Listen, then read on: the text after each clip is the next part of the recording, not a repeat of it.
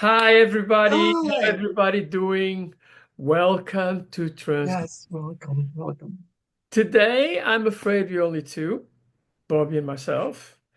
Um, Jimmy was unfortunately busy, and Raj apparently as well too. So we're still here for you, and we're Yeah. going to talk about many things. So today's theme is about our spiritual legacy. We want to talk about what we inherited in a spiritual world and what is our rights and everything. Mhm. It is more or less the theme today. So, with those things in mind, I will start by giving Dr. Bobby Glass. Oh, thank you.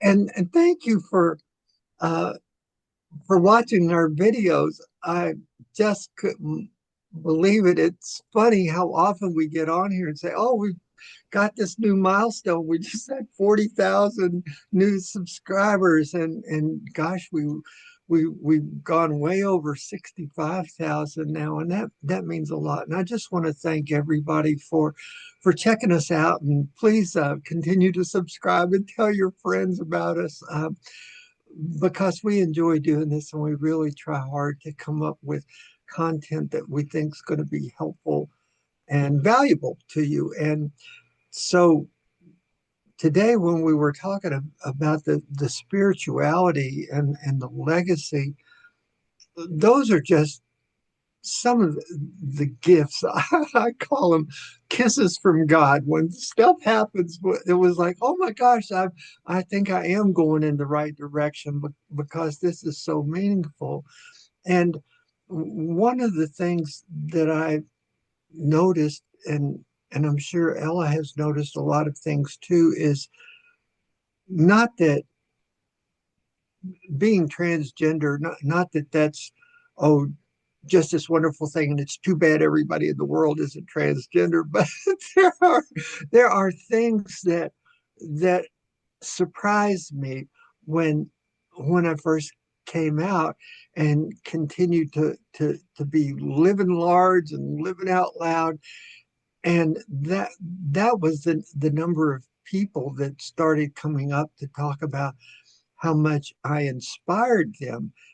And I wasn't really sure exactly what they meant, but like I've got a neighbor who's a Navy SEAL, well, a former Navy SEAL, and one day he just wanted me to know how much I had inspired him and how he felt like he was a better man for knowing me. And it's like, I don't know how you got there. You can kill somebody with your bare hands before they know you're even there. And oh gosh, but those are the kind of things where I just see it in my my own children and grandchildren, is that they have allowed themselves to think really large about where where they are in this life and what's possible for them. And I think that that's really the thing that I've noticed the most about being openly trans and very public about it, is that people uh, uh, feel more encouraged to live out loud themselves, and whatever it is that they've been repressing, all of a sudden it's like, well, maybe I should have done that after all, and maybe I can do that. And so that's one of the things. And then the other thing I do think about a lot is legacy, and that's what I I leave behind. And I've got four grown children, and they're all married, and 10 grandchildren. And I know that when all is said and done, that's going to be the greatest accomplishment I have to show for my time here on earth, because that's four of my own and four spouses. That's eight people, and then 10 grandchildren. It's like 18 people that they're all like superior to wherever I was at that age. I mean, ever since my kids were like 2 and 3 years old, I've been telling them how they're just light years ahead of wherever I was at that age. And and they haven't disappointed at all. They really are. It's like, oh my gosh, they're wonderful human beings. And so when I think about that, and I remember a conversation I was having with my son, and my youngest son. I've got two sons and two daughters, and my youngest son was the last born, and I was I was just thanking him for how much he loved and supported me in my transition, because I have too many friends whose grown children never speak to them anymore. And they have really shut themselves out. And I remember thinking, I was saying it just really means love, because I've got so many friends whose grown children just don't even speak to them, and they haven't for years. And he says, "Well, you raised us better than that." And and I was thinking, wow, thank you.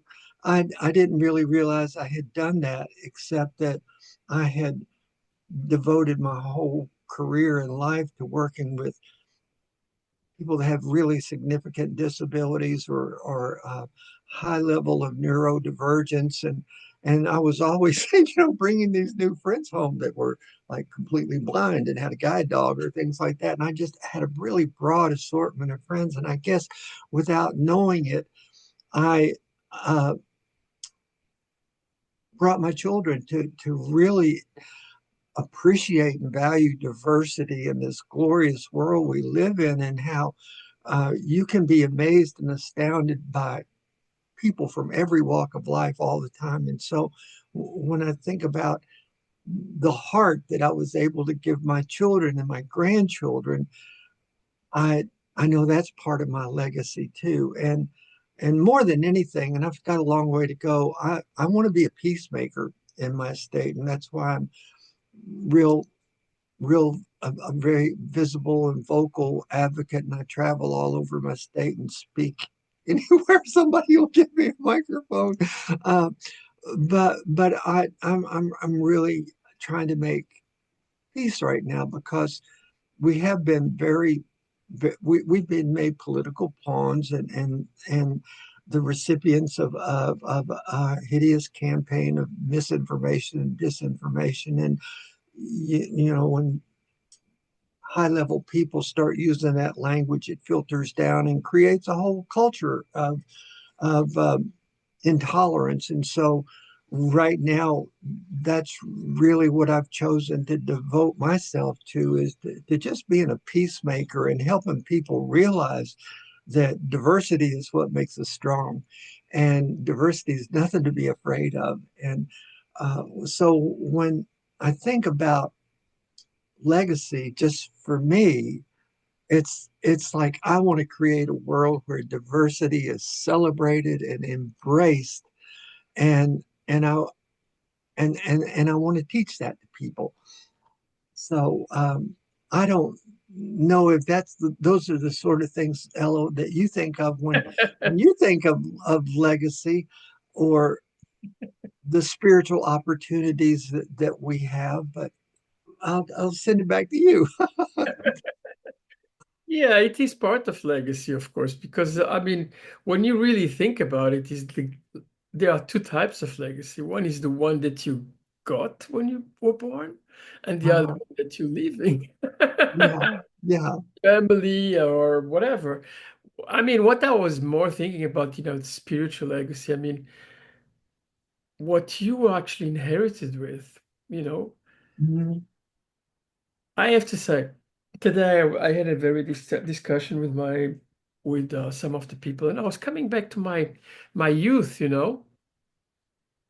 I was talking with my counselor, and we're talking about my youth, and it's really interesting because for me, when I was young, I knew that I was transgender very, very, Mhm. Yeah, me too. and so I went into, because of the lack of acceptance of my own persona from other people. I started to be very rebellious. And I mean, really rebellious. Hmm. Um, Coming from a Catholic family, which of course sent me to a Catholic Jesuit school. Hmm. Well, I am afraid that I was so It bad. didn't stick. Was so bad that they throw me out of the school. They didn't want me anymore there. I was really quite bad. And then afterwards, life is really an absolutely thing, incredible thing. I mean, you can read this in my book anyway. But afterwards, sometime, my mother found really problematic to take care of me. Hmm. So she said, I cannot take care of you. So there are two choices. Either you go to a Jesuit school in a boarding school. So, I'm delegating you, someone to take care of you. Hmm. Yeah. Either you go to a Jesuit school or you go to a school in a foreign country. So, of course, being rebellious, I said immediately, I already knew what Jesuit were. I hated them anyway. Yeah. So I said, take me to a foreign country, which they finally found by miracle, by the way. They found a school, a very, very, very good school in Switzerland. Hmm. And I was in boarding school for many years. And I had all types of problems. First was the language, because when I was young, I only knew one language, and that was Portuguese, and nothing else. So I had to learn a foreign language, and which I did. And I was French at the time, and afterwards English. Um, I had to learn a foreign language. I had to converse, to talk with other people. I was Right. the only person speaking Portuguese in that school. Hmm. So it was kind of the first 6 months were tough. And I then I can was, believe that. on top of that, I was paralyzed for a while, which did not make things better. So why am I telling this? For me, it was part of my spiritual, what I went through. It was kind of a part of my legacy, what I inherited. Hmm. It was part of a karma legacy Hmm. as well, which actually made me a much better person. Hmm. That school, which I was part of, made friends for me, which are even today part of my life. Hmm. People which actually I have to tell, with very little exception, have accepted my transition. Hmm. But in that respect, I have to say as well that my most of the people in my family have accepted my transition as well. Hmm. The legacy that I'm going to give to my kids, I think I already gave a part of it.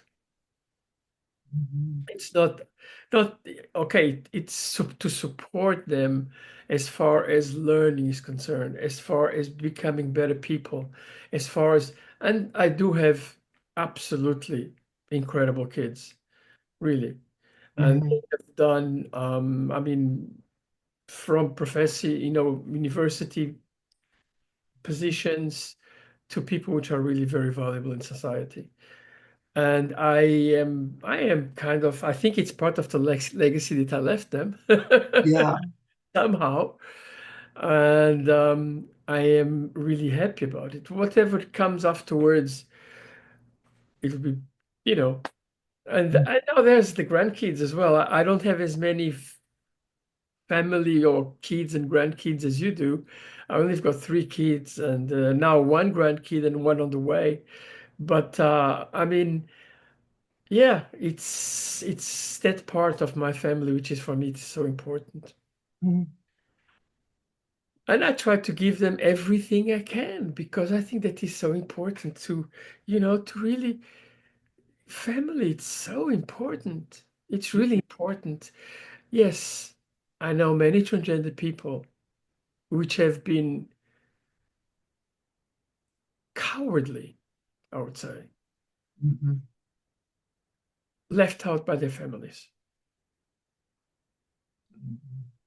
Um, Either younger transgender with where their parents refuse to accept and put them out of the road, and even worse things, or the other way around, where their families, that means their grandkids, their children don't speak with them. And unfortunately, that happens. Mhm.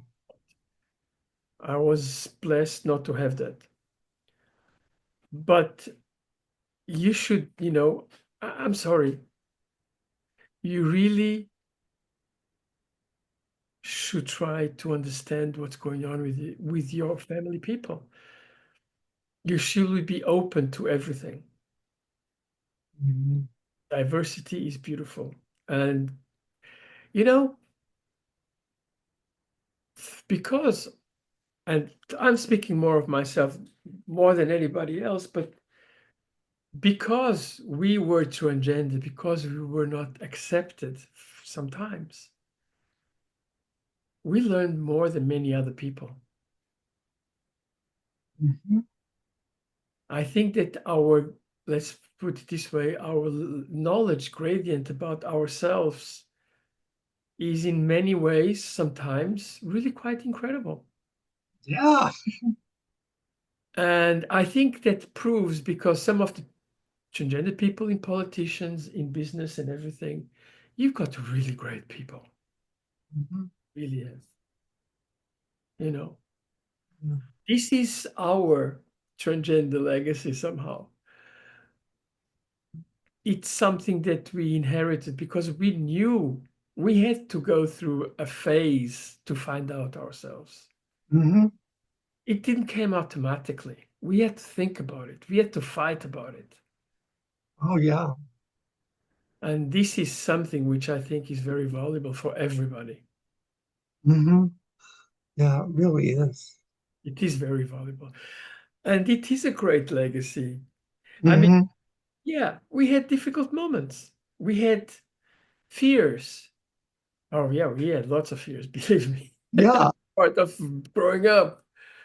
But we Mhm. grew up and we found ourselves and let yourself grow up. Let yourself be what you want to be. And I'm not talking about only transgender people, I'm talking about everybody. Right. Mhm. It's not something that, I mean, it is something that everybody has somehow. There is a reason why you are here in this world, and that is probably to become a better person Mhm. and to understand yourself. And that is not only a transgender thing, it's everybody has got one thing that they're fighting for, Yeah. that they are, open your eyes about yourself, about your, and don't let the other people tell you what to do. Right.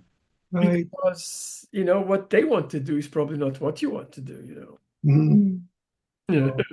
Well, there So there was a broadcaster I used to listen to all the time said, the trouble with life is that it's half over before you realize it's a do-it-yourself project. And it's like, I think that's where I am right now. Well, you see, but you're right. If you don't grow up in a supportive family and you're trying to make sense out of all of this, and especially at the time and place where I was born, it was impossible to do. And I had no vocabulary to really express what was going on inside of me. Words like transgender or gender dysphoria or and they didn't exist. And I remember clearly, and I've mentioned it before. I was probably 12 or 13 one day when I was reading a Sunday magazine and a supplement in the Sunday newspaper. And I saw the four words that changed my life, and that was Christine Jorgensen sex change. And And I was like 12 or 13 when I saw those four words. And until that moment, I truly believed that I was the only person in the world that felt like I felt. And and and you're to spend the first 12 or 13 years of your life with that kind of fear and terror internalized. It's like, what in the world is going on with me?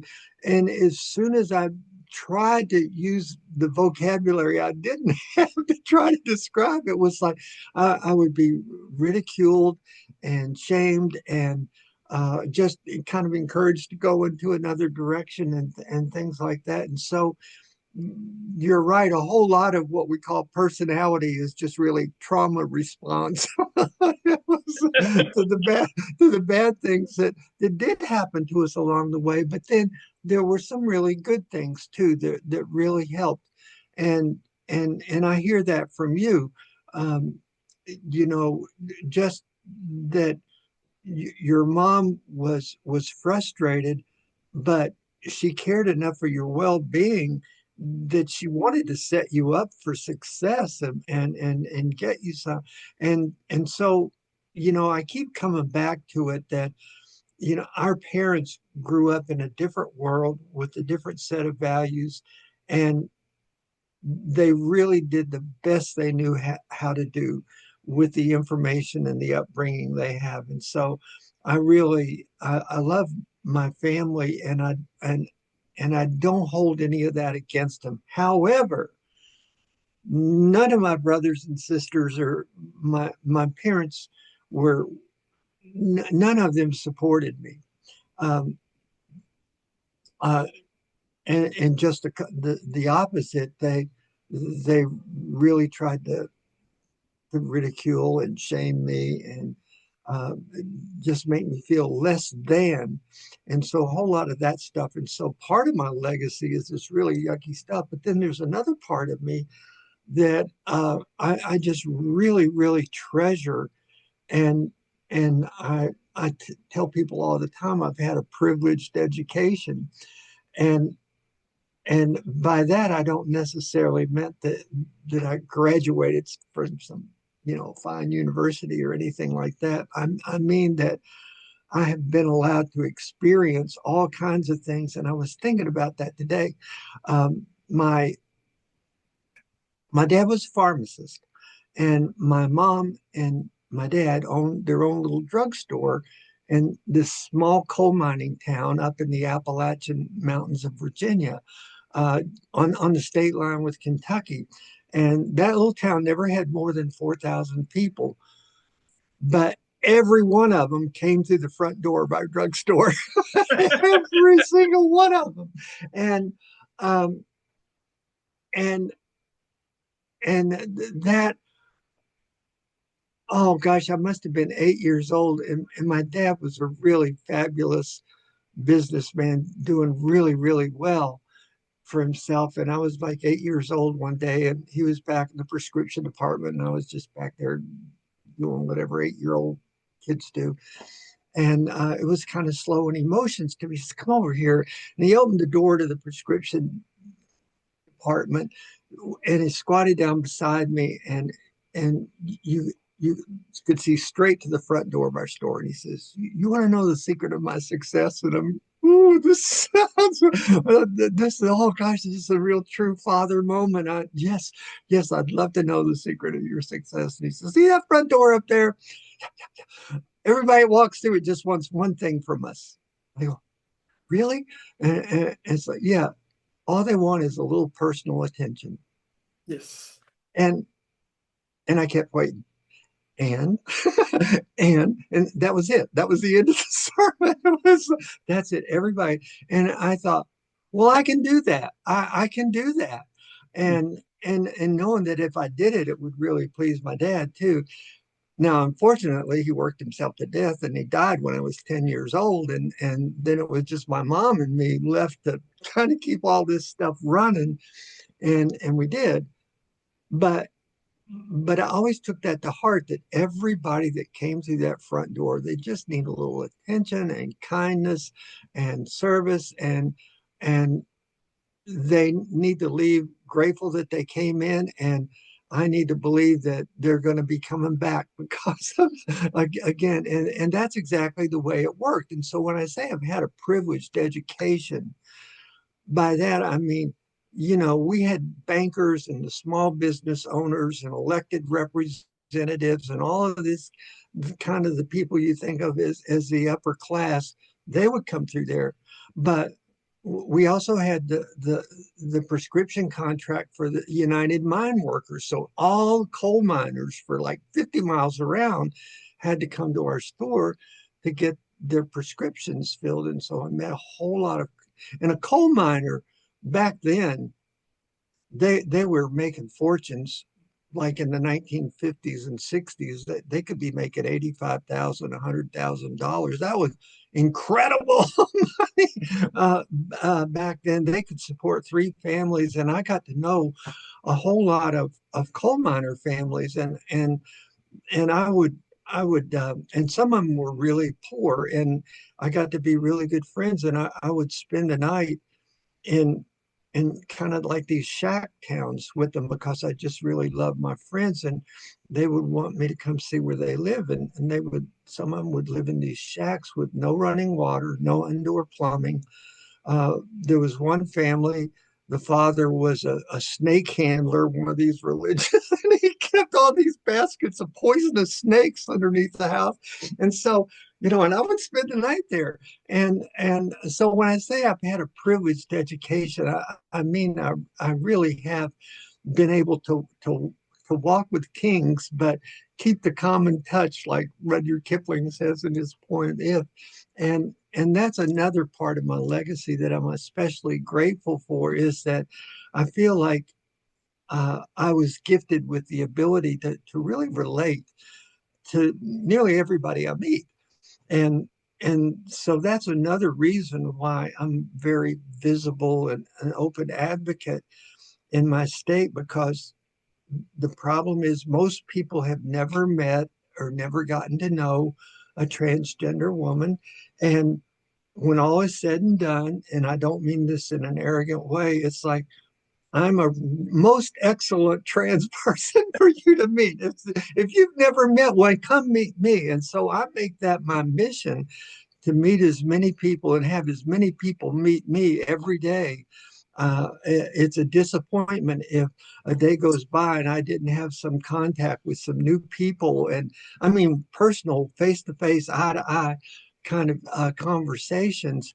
And uh, I was in a meeting today with 12 people. Only two of them knew my story, and I was real happy to get to know the rest of the people in the room and their story and everything else. And so it's like, before I got here today, it's like there's 9 new people in my city that have met a transgender person and have a really favorable impression, or one that really has helped enlighten or inform whatever their opinions were to this point.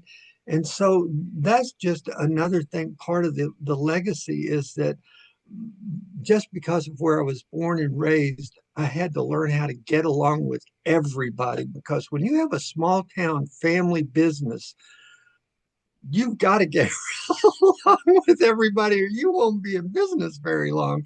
And I don't mean that by being fake and phony. We only had 2 rules: just don't talk about politics or religion. That was it. Okay, well that leaves a whole lot of other stuff. And so anyhow, that's part of the legacy. I feel like I'm being gifted. And and what I was saying, my family of origin has pretty much rejected me. They don't want anything to do with me. But the influence on my children is that I'm a lifelong educator, and I think they are too. All of them are certified, licensed professional educators, and they're all married to licensed certified professional educators.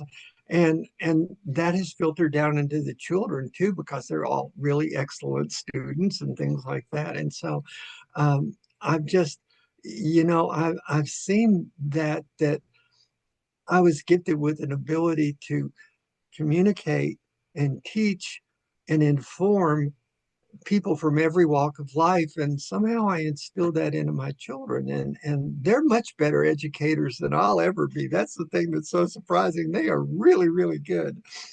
Uh, uh, Yeah, absolutely. Yeah, but that's a very important point. So you see, transgender people can be very good parents too. oh yeah. Oh yeah. That's why I want people to meet me. My, my, Absolutely. my I have a spectacular family, and nobody doubts that. You know, they're all clean as a whistle. You know, no criminal records, no, nothing like that. Yeah, And uh, you and know, and sometimes I'm a little bit surprised about how some people really don't have a clue. yeah. The other day I was looking, I don't know, in one some kind of I think Facebook or something like that, and there was someone commenting, how come that you know that there's so many transgender people 4 years ago they didn't exist. Mhm. Yeah. And We're but grooming them, the aren't we? answer is really? We always existed. We always existed, transgender Yes. people. You were talking about, you know, people which really influenced you because they came out as transgender or they were very famous.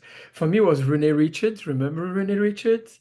And I really liked the film *A Clockwork Orange* and Carlos, Yeah. which became Wendy Carlos. Uh, Yeah. he Walter Carlos. Yeah. well, yeah, correct. Wendy Carlos became Yeah. Wendy Yeah. Carlos. For me, she was the the top. So, Yeah. I mean, these were things that I mean, she was working on a synthesizer at the time in the 70s. She was, I mean, really amazing because at the time synthesizer was the That first album switched on Bach. That nobody had done that before. correct. Uh, It was taking really the classical music to that next level.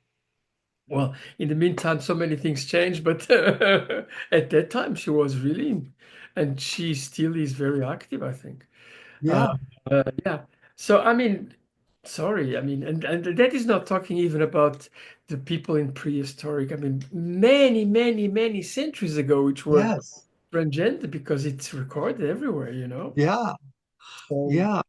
for you, And it's because you're they went exactly for right. 40 years. That doesn't mean that. And before they were called something else. They were not Mhm. necessarily called transgender. I mean, when I was Right. young, I didn't know that was transgender, but there was no transgender word then. Right. Knew that what my feelings were, and that's how Mhm. I associated them later on in life with the transgender, being transgender. That's the thing. God knows if in the next 50 years they use the same name, but transgender probably they find. Yeah. I mean, Well, since I am alive, they used to call them transvestites, and then afterwards transsexuals, and now transgender. So there have been many names. yeah, they really have. And I'm really glad you mentioned that because I work, um, worked in the public schools and forever.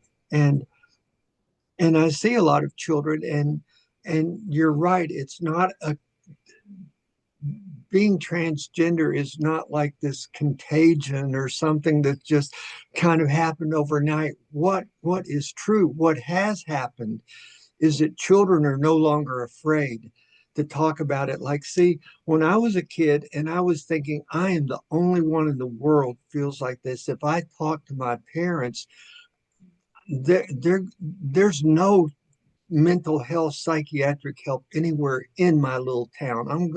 They're going to have to institutionalize me 100 miles away, and I'll have no voice. And when I get back out of there, I was terrified what might happen to me. And all we had, were libraries miles and miles away with card catalogs in them. If anybody remembers what a card catalog is, and our access to information was just starved. It was just a tiny drop. Well, it's not like that anymore for kids. they the vocabulary I didn't have until I was 13 years old or so, they've got by the time they're 5 or 6 years old. They hear it on their bus rides to school. They see it on TikTok, YouTube. They can search the internet, and they can discover.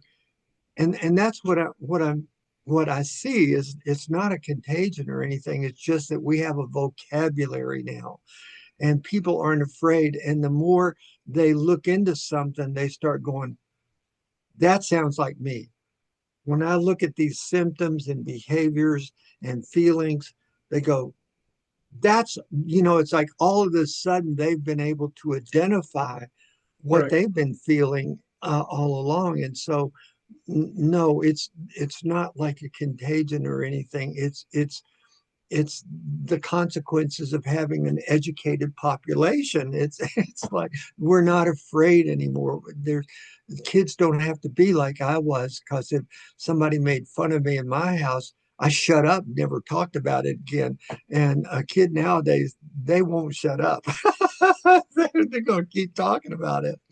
So, Okay, with those words, let's stop for tonight. Do you have anything else to tell, Bobby? no, except that um, in Covey's book, the 7 Habits of Highly Effective People, um, uh, one of them was to begin with the end in mind, is one of the habits. And to explain that, he he painted a picture. He says, "You're dead. It's your funeral. Who's there, and what are they saying about you?" And that's exactly what he meant by begin with the end in mind. And so I would just like to say that Yeah, that is one of the 7 habits of highly effective people. They think about that at the end. Who is there and what are they saying about me? absolutely. Uh, and I think about that a lot. Okay, with those words, I just want to say thank you very much for watching Transgurus. Yes, It's been another very nice evening, and please subscribe. that's, We'll see you next week, and I hope that everybody's in next week. Okay. yeah, yeah. Bye, everybody. Memorial Day week. Bye. Ah, Bye, everybody. bye.